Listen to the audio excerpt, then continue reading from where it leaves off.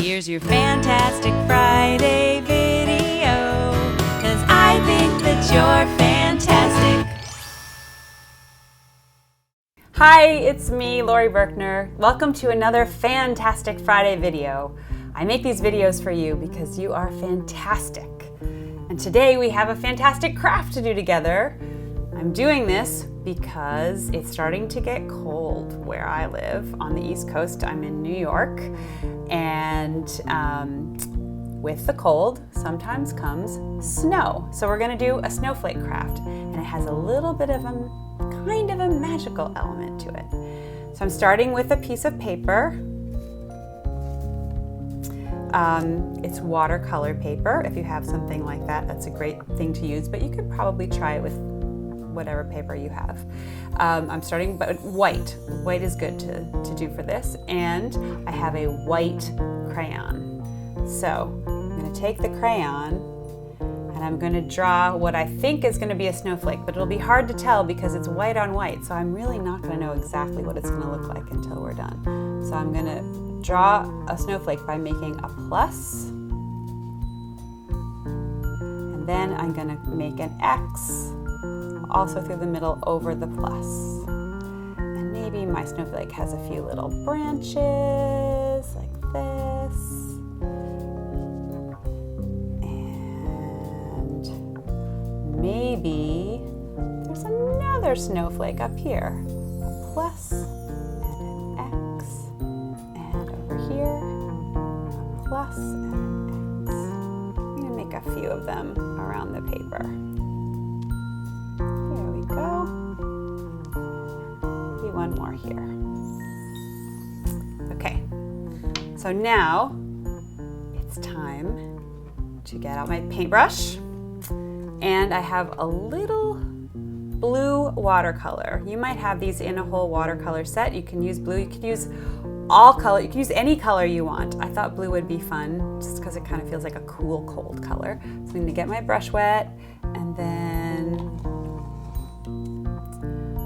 try and get some of this. Woo! It's gonna turn it into paint. I should have touched it before to show you, but it was hard and dry, and now look at all this paint coming out. Okay, and I'm going to put this paint right onto the same paper and see magically it's starting to appear.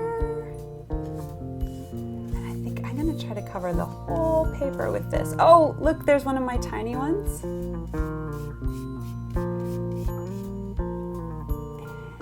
let's use some darker up here. There's one. And maybe do some that's a little more wet over here, which is a little bit different. And they're coming out. Do you see them coming out? Snowflakes. Do some more dark on this side.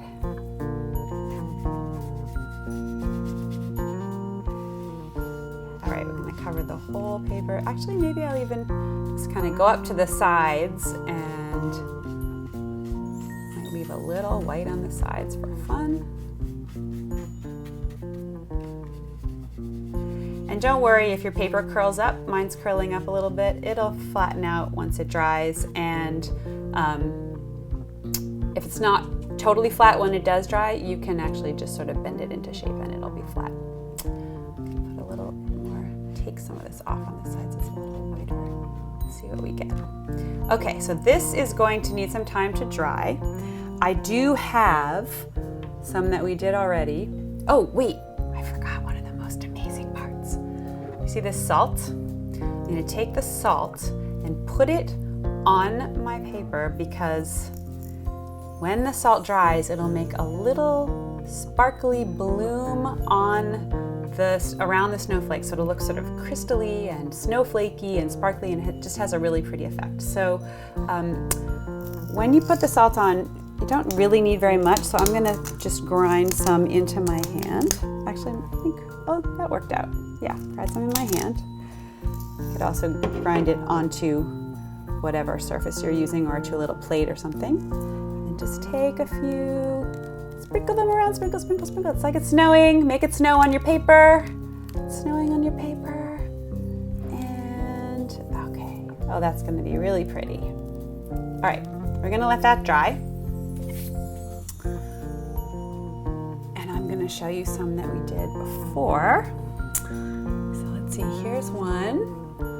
You can see the snowflake that came out. And let me show you one that has, you can see more of the salt on this one. Do you see the little crystals and the little blooms? I thought that was so pretty. And here's one more where it has, you can really see the snowflakes and the snowflake crystals on there. Okay, so I'm gonna let that dry, and while it dries, I'm gonna sing you a song. This is a new song that I wrote actually quite a while ago, but I never recorded. And I'm in the middle of recording some more new songs right now, so this is one that I added. Some of you might have heard it if you ever go back and watch some of the old webcasts, Your Musical Nightlight, that I used to do with my daughter Lucy when she was little. And it was a song that I asked people who listen to my music to help me write. I asked, what kind of movement do you like to do the best? And the two that were the top were wiggling and jumping. So you're going to hear that in this song.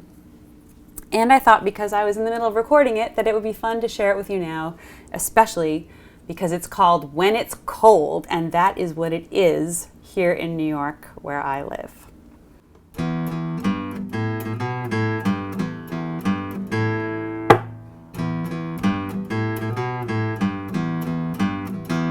When it's cold, I got to move my body, move my body.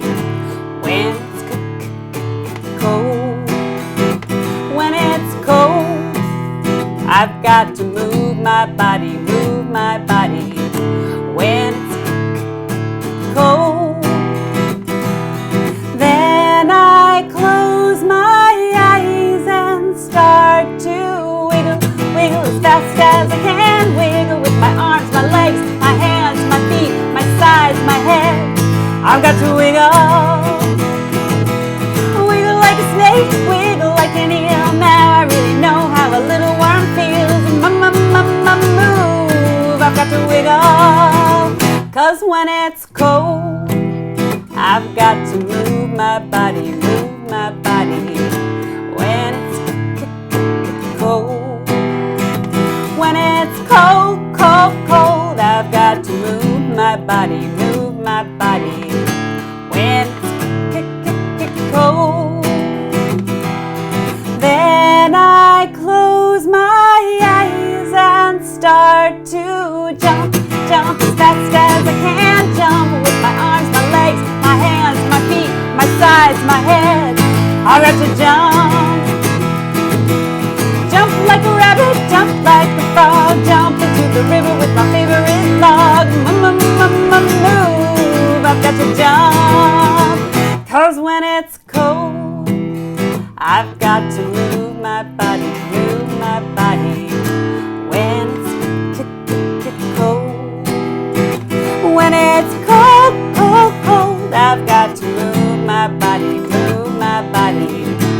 When it's cold, then I close my eyes and start to spin, spin around, spin around, around, around, spin around till I fall down, spin, spin around.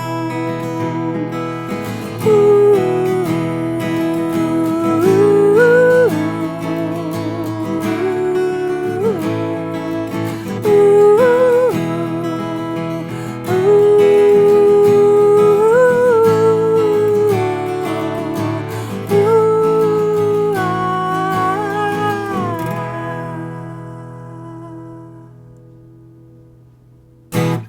All right, are you ready to see what the snowflake craft looks like now?